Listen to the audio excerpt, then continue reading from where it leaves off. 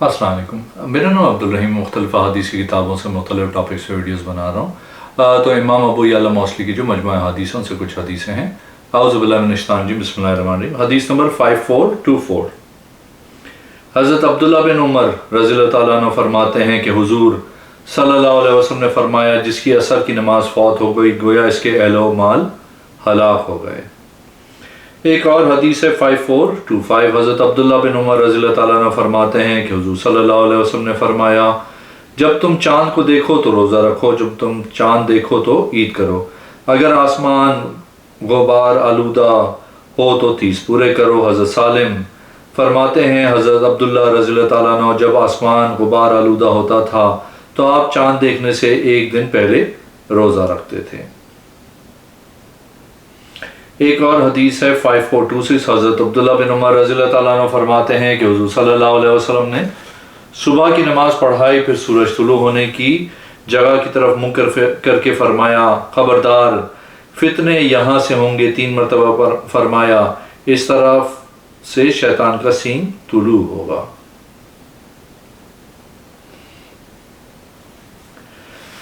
एक और हदीस है 5427। हज़रत अब्दुल्ला बिन उमर रज़ियल्लाहु तआला अन्हु फरमाते हैं कि हुज़ूर सल्लल्लाहु अलैहि वसल्लम अपने सहाबा कराम की एक जमात में थे।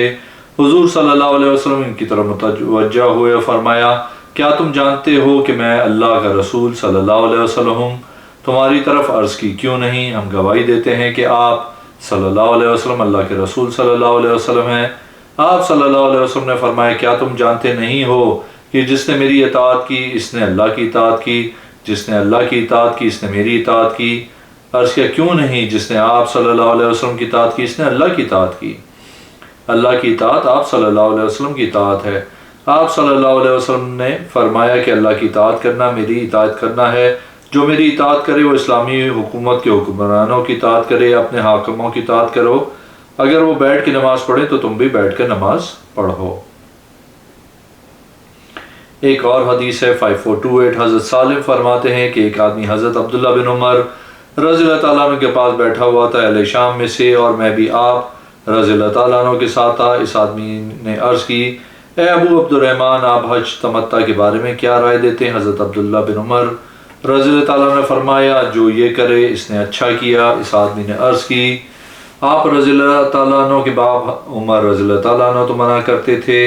हज़रत अब्दुल्ला बिन उमर रज़ियल्लाहु तआला अन्हु को गुस्सा आ गया, फिर फरमाया, तेरे लिए हलाकत हो, तेरा क्या ख्याल है अगर मेरा बाप इससे मना करे और रसूलुल्लाह सल्लल्लाहु अलैहि वसल्लम का इस पे अमल हो तो आप सल्लल्लाहु अलैहि वसल्लम का हुक्म लेगा या मेरे बाप का? बेशक हुज़ूर सल्लल्लाहु अलैहि वसल्लम ने ऐसे ही किया कि हज तमत्ता किया, तू भी ये कर।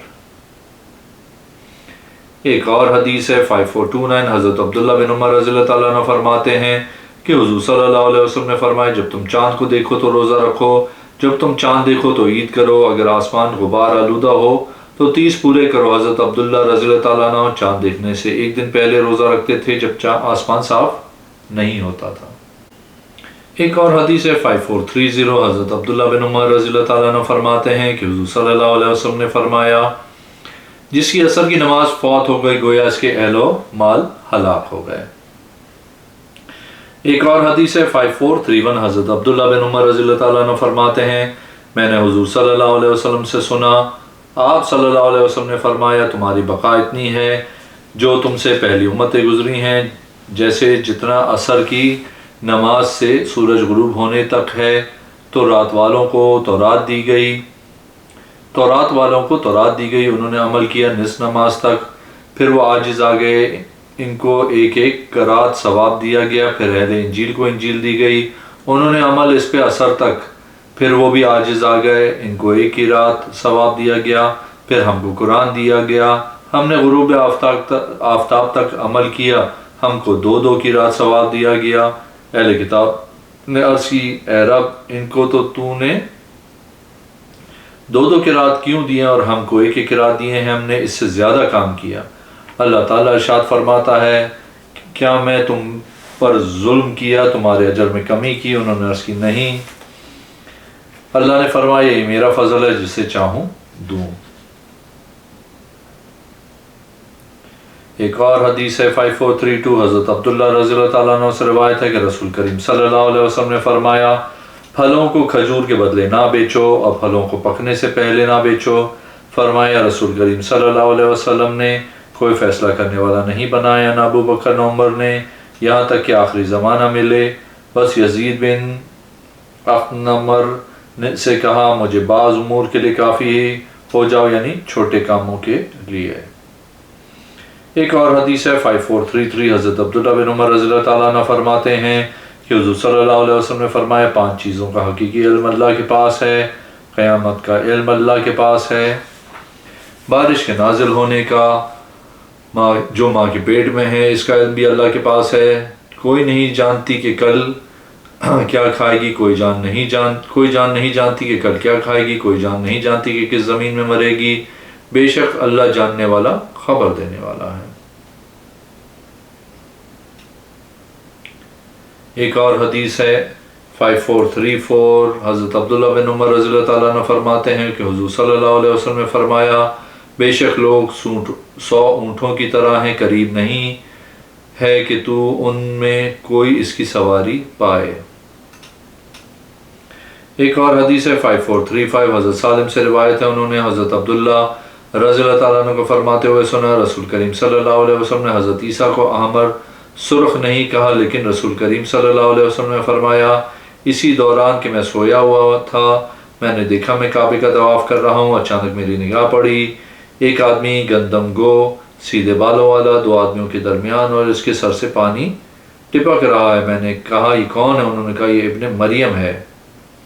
میں متوجہ ہونے لگا، اچانک ایک آدمی پہ نگاہ پڑی، سرخ رنگ، موٹے جسم والا، گھنگری والے بالوں والا، دائیں آنکھ سے کانا، اس کی آنکھ گویا کہ خشک انگور ہے۔ میں نے سوال کیا یہ کون؟ انہوں نے کہا دجال۔ لوگوں نے بنو خزاعہ قبیلے کے ایک آدمی کے زیادہ مشابہ تھا، اسے ابن قطن کہا جاتا تھا۔ حضرت محمد کا قول ہے اس کا تعلق بنو مستلق ہوگا، بنو خزاعہ کی شاہ ہوگی سے تھا جو زمانہ جاہلیت میں ہلاک ہو گیا تھا۔ ایک اور حدیث ہے 5436 حضرت عبداللہ بن عمر رضی اللہ تعالیٰ عنہ فرماتے ہیں کہ حضور صلی اللہ علیہ وسلم وتر سواری پہ پڑھ لیتے تھے۔ ایک اور حدیث ہے 5437 حضرت سالم بن عبداللہ بن عمر اپنے والد سے روایت کرتے ہیں کہ حضور صلی اللہ علیہ وسلم رات کے وقت ذل حلیفہ بطن الوادی میں آئے، آپ سے عرض کی گئی بے شک آپ بطحہ مبارکہ میں ہیں۔ ایک اور حدیث ہے 5438 حضرت سالم فرماتے ہیں کہ حضرت عبداللہ بن عمر رضی اللہ تعالیٰ عنہ جب ذوالحلیفہ کے مقام سے گزرتے تھے تو وہاں آپ رات گزارتے یہاں تک صبح ہو جاتی، بتاتے کہ رسول اللہ صلی اللہ علیہ وسلم بھی ایسا ہی کرتے تھے۔ ایک اور حدیث ہے 5439 حضرت سالم اپنے والد گرامی سے روایت کرتے ہیں کہ وہ رسول کریم صلی اللہ علیہ وسلم سے حضرت حدیث بیان کرتے تھے کہ جب آپ صلی اللہ علیہ وسلم نے حضرت اسامہ بن زید رضی اللہ تعالیٰ کو امیر بنایا تو آپ صلی اللہ علیہ وسلم کو یہ بات پہنچی کہ لوگوں نے اسامہ پہ عیب لگایا ہے اور ان کی امارت میں طعن کیا ہے۔ رسول کریم صلی اللہ علیہ وسلم کھڑے ہوئے جیسے حضرت سالم نے مجھے حدیث بیان کی اور فرمایا خبردار تم اسامہ پہ عیب لگاتے ہو، اس کی امارت میں طعن کرتے ہو، تم اس سے پہلے اس کے باپ کے ساتھ بھی یہ کر چکے ہو، اگرچہ وہ امارت کی صلاحیت رکھتا ہے اور وہ تمام لوگوں سے زیادہ مجھے پسند تھا اور اس کا یہ بیٹا تمام لوگوں سے بڑھ کے مجھے پسند ہے، بس تم اس کے ساتھ بھلائی کرو کیونکہ یہ تمہارے بہترین لوگوں سے ہے۔ حضرت سالم کا قول ہے میں نے حضرت عبداللہ بن عمر کو یہ حدیث بیان کرتے ہوئے کبھی نہیں سنا، لیکن انہوں نے کہا حاشا فاطمہ۔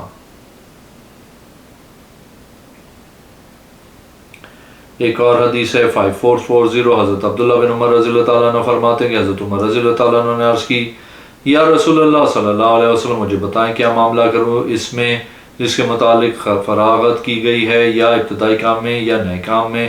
فرمائے جس میں فراغت کی گئی ہو۔ آپ صلی اللہ علیہ وسلم نے فرمایا اے ابن خطاب عمل کرو پھر عمل آسان کر دیا جائے گا، جو نیک ہوگا اس کے لیے نیکی آسان کر دی جائے گی، جو بدبخت ہوگا اس کے لیے بدبختی والے عمل آسان کر دیے جائیں گے۔ ایک اور حدیث ہے 5441 حضرت سالم بن عبداللہ اپنے والد حضرت عبداللہ رضی اللہ تعالیٰ عنہ سے روایت کرتے ہیں کہ حضور صلی اللہ علیہ وسلم حضرت ابو بکر و عمر و عثمان رضی اللہ تعالیٰ عنہ جنازے کے آگے چلتے تھے۔ ایک اور حدیث ہے 5442، حضرت ابن عمر رضی اللہ تعالیٰ عنہ فرماتے ہیں حضور صلی اللہ علیہ وسلم نے پالتو گدھوں کا گوشت کھانے سے منع کیا۔ ایک اور حدیث ہے 5443، حضرت عبداللہ بن عمر رضی اللہ تعالیٰ عنہ فرماتے ہیں کہ حضور صلی اللہ علیہ وسلم نے فرمایا ہر نشہ دینے والی چیز حرام ہے۔ ایک اور حدیث ہے 5444، حضرت سالم بن عبداللہ بن عمر رضی اللہ تعالیٰ عنہ اپنے والد سے روایت کرتے ہیں کہ حضور صلی اللہ علیہ وسلم نے فرمایا ہر نشہ آور شے شراب ہے، ہر نشہ دینے والی شے حرام ہے، تھوڑی ہو یا زیادہ برابر حکم رکھتی ہے۔ ایک اور حدیث ہے 5445، حضرت عبداللہ بن عمر رضی اللہ تعالیٰ عنہ فرماتے ہیں میں نے رسول کریم صلی اللہ علیہ وسلم کو فرماتے ہوئے سنا جس نے غلام کو بیچا تو اس کا مال بیچنے والے کے لیے ہوگا مگر یہ کہ خریدنے والا شرط لگائے، جس نے کھجوروں کا باغ بیچا جو درست کیا جائے اس کا پھل بیچنے والے کے لیے ہوگا مگر یہ کہ خریدنے والا شرط لگائے۔ ایک اور حدیث ہے 5446، حضرت عبداللہ بن عمر رضی اللہ تعالیٰ عنہ فرماتے ہیں میں نے رسول کریم صلی اللہ علیہ وسلم کو فرماتے ہوئے سنا اسی دوران کہ میں سویا تھا، میں نے اپنے آپ کو کعبے کا طواف کرتے ہوئے ملاحظہ کیا، اچانک میری نگاہ اٹھی تو میں نے ایک آدمی دیکھا جس کے بال سیدھے تھے، دو آدمیوں کے درمیان تھا، اس کے سر سے پانی ٹپک رہا تھا۔ میں نے کہا یہ کون ہے؟ تو انہوں نے جواب دیا حضرت مریم سلام اللہ علیہ کے بیٹے حضرت عیسیٰ علیہ السلام۔ بس میں توجہ کرنے لگا تو میں نے ایک آدمی دیکھا، سرخ رنگ، موٹا جسم، گھنگریالے بال اور کانی آنکھ، اس کی آنکھ گویا خوش انگور ہے۔ میں نے کہا یہ کون ہے؟ کہا یہ دجال ہے، لوگوں میں سے وہ ابن قطن کے زیادہ مشابہ تھا۔ ایک اور حدیث ہے 5447، حضرت عبداللہ بن عمر رضی اللہ تعالیٰ عنہ فرماتے ہیں کہ حضور صلی اللہ علیہ وسلم نے زکوٰۃ کے متعلق ایک حکم نامہ لکھا، اس کو اپنی تلوار کے ساتھ ملا دیا، اعمال کی طرف اس کو نہیں نکالا یہاں تک کہ آپ صلی اللہ علیہ وسلم کا وصال مبارک ہو گیا، پھر اس پر عمل کیا۔ ابو بکر رضی اللہ تعالیٰ عنہ نے یہاں تک کہ آپ رضی اللہ تعالیٰ عنہ کا وصال ہو گیا، پھر حضرت عمر رضی اللہ تعالیٰ عنہ نے عمل کیا۔ اس میں جو لکھا تھا کہ 5 اونٹوں میں سے 1 بکری کی زکوٰۃ ہے، 10 اونٹوں میں 2 بکریاں ہیں، 15 اونٹوں میں 3 بکریاں ہیں، 20 اونٹوں میں 4 بکریاں ہیں، 125 اونٹوں میں بنت مخاض ہے، 135 اونٹوں تک اگر اس میں اضافہ ہو جائے تو 1 بنت الیون ہو، 40 کی تعداد تک اگر اس میں اضافہ ہو تو 2 بنت لیون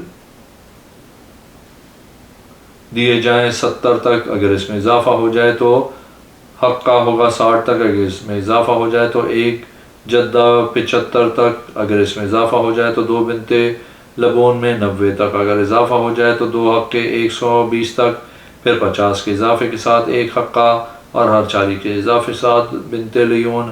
بکریوں کے زکوٰۃ کی تفصیل میں یہ ہے کہ ہر 40 میں 1 بکری ہوگی، اور یہ معاملہ اگر 120 تک ہوگا تو اگر زیادہ ہو تو 2 بکریاں 200 تک اگر زیادہ ہو جائیں تو 3 بکریاں 300 تک اگر زیادہ ہو جائیں تو ہر بکری میں سے 1 بکری، اس کے اوپر 100 کے نیچے تک نہیں کچھ نہیں ہوگا، یہاں تک کہ 100 ہو جائیں تو متفرق زکوٰۃوں کو جمع نہیں کیا جائے گا، جو 2 مل جائیں تو برابر رکھی جائیں گی، زکوٰۃ کے طور پہ نہ کمزور اور نہ کانا جانور لیا جائے گا۔ سفیان فرماتے ہیں زہری نے گائے کا ذکر نہیں کیا، زہری فرماتے ہیں جب زکوٰۃ لینے والا آئے تو مال کے 3 حصے کیے جائیں، 1/3 اچھا، 1/3 برا اور 1/3 درمیانہ ہو، تو لینے والا درمیانہ مال لے۔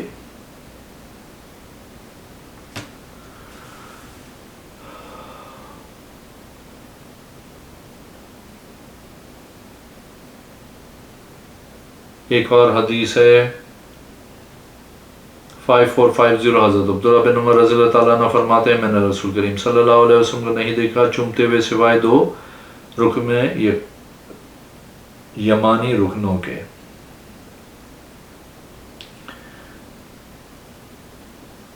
ایک اور حدیث ہے 5451، حضرت سالم فرماتے ہیں کہ حضرت ابن عمر رضی اللہ تعالیٰ عنہ جب ذوالحلیفہ کے مقام سے گزرتے تو رات وہاں گزارتے، یہاں تک کہ صبح ہو جاتی، بتاتے کہ حضور صلی اللہ علیہ وسلم بھی ایسا ہی کرتے تھے۔ ایک اور حدیث ہے 5452، حضرت سالم اپنے والد گرامی سے روایت کرتے ہیں کہ نبی کریم صلی اللہ علیہ وسلم نے فرمایا مدینہ والا ذوالحلیفہ سے شام والے جعفا سے اور نہ جدول کرن سے احرام باندھے۔ فرماتے ہیں میرے سامنے ذکر ہوا لیکن میں نے اسے باقاعدہ کسی محدث سے سماعت نہیں کیا، یعنی فرمایا یمن والے یملم سے احرام کا آغاز کریں۔ ایک اور حدیث ہے 5453، حضرت سالم اپنے والد حضرت ابن عمر رضی اللہ تعالیٰ عنہ سے روایت کرتے ہیں کہ حضور صلی اللہ علیہ وسلم نے پھلوں کی بیع کھجوروں کے ساتھ بدلہ کرنے سے منع کیا۔ ایک اور حدیث ہے حضرت زید بن ثابت رضی اللہ تعالیٰ عنہ بتاتے ہیں کہ حضور صلی اللہ علیہ وسلم نے سال میں ایک سے زیادہ بار ہونے والی چیزیں یعنی سبزیوں میں رخصت دی۔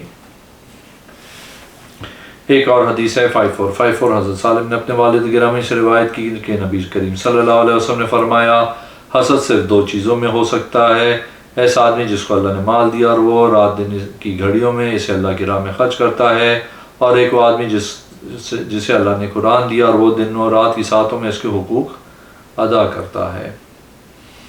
ایک اور حدیث ہے 5455، حضرت سالم اپنے والد گرامی سے راوی ہیں کہ نبی کریم صلی اللہ علیہ وسلم نے فرمایا جس کھجوروں کو خرید بعد اس کے کہ وہ درست کی جا چکی ہے تو اس کا پھل بیچنے والے کے لیے ہوگا مگر یہ کہ خریدار شرط لگائے، اور جس نے غلام بیچا جبکہ اس کی ملکیت میں کچھ مال ہے تو وہ بیچنے والے کا ہوگا مگر یہ کہ خریدار شرط لگائے۔ اگر آپ نے میرے چینل کو اب تک سبسکرائب نہیں کیا تو پلیز کیجیے، اس ویڈیو کو لائک کیجیے۔ اگلی میں انشاءاللہ حاضر ہوں گا۔ اللہ حافظ۔